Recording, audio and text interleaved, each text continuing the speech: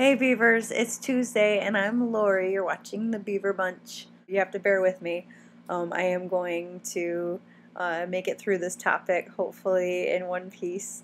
It's a hefty one, but I had a little bit of help. This week's topic is cancer and the LGBTQ community.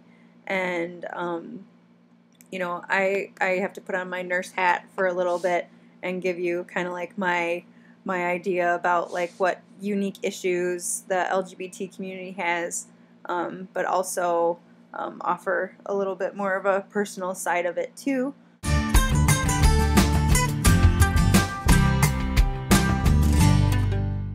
First off, I think it's important. I know that Michelle will be talking about why we're talking about cancer this week and the amazing event that they're doing in New York for the Relay for Life, specifically a LGBTQ group. But something that I have to say is more about like the clinical stuff pertaining to the fact that a lot of times the risk factors for certain cancers are typically the same, whether you're gay or not.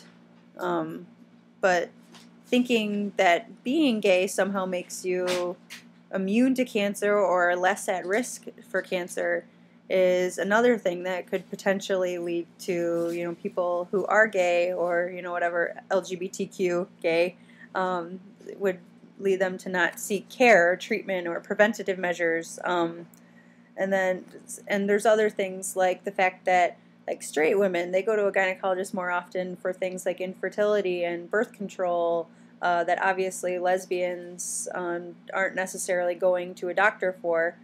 So that's one reason why like they're just not getting in the door as often. So like a lot of times gay women aren't seeing a gynecologist as often, so they're not often screened as much for things like breast cancer, which could lead to an increase in specifically a lesbian population.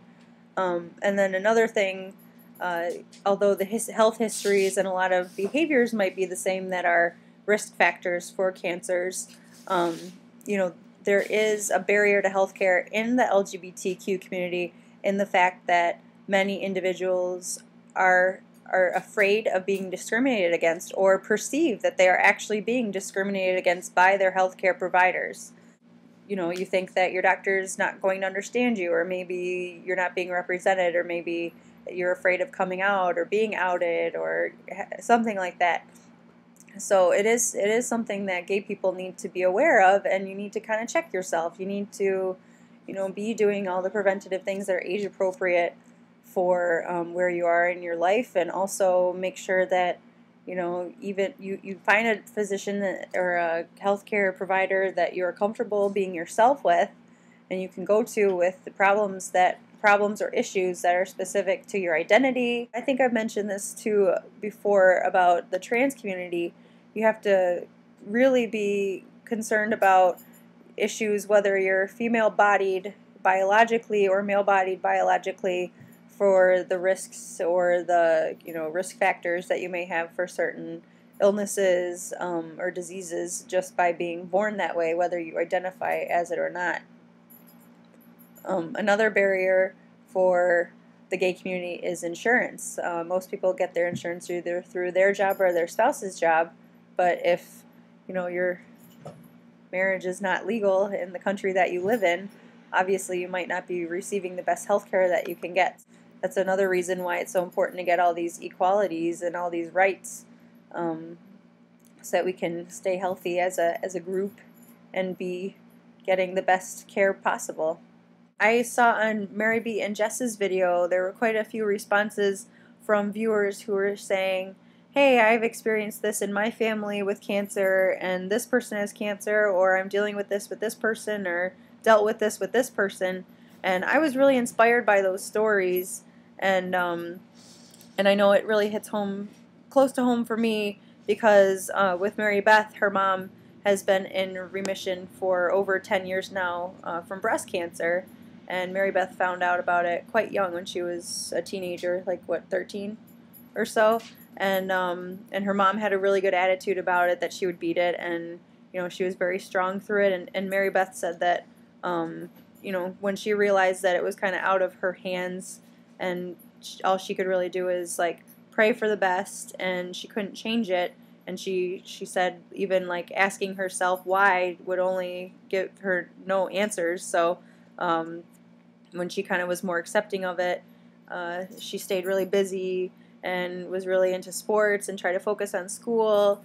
And she said that helped her really get through it. And I know it sounds like a lot of you are going through that personally in your life. And I know like the way that she deals with it, I just am really, really amazed by, and I'm really proud of her. I think it showed, like, I don't know, I think it takes a lot of strength and courage, and I think for me, that's something I really admire in her. And one of her big mottos in this situation when her mom was dealing with cancer, and I think also how she kind of deals with her life too, is you just kind of is focus on the things that you can change and make those better.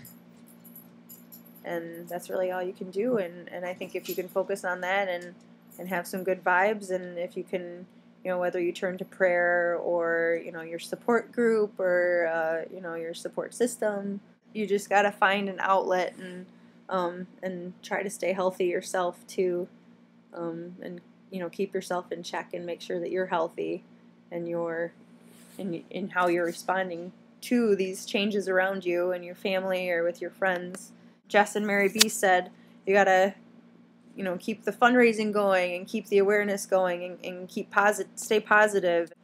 Well, we finished the big C week, so I hope that this is helpful. I know there's not always a lot of good things that you can say about it, but I hope that you guys get something out of this week, and maybe next week it'll be a little lighter, but who knows? We'll take on whatever you got. All right, so hang in there, and I will see you next Tuesday. All right, bye.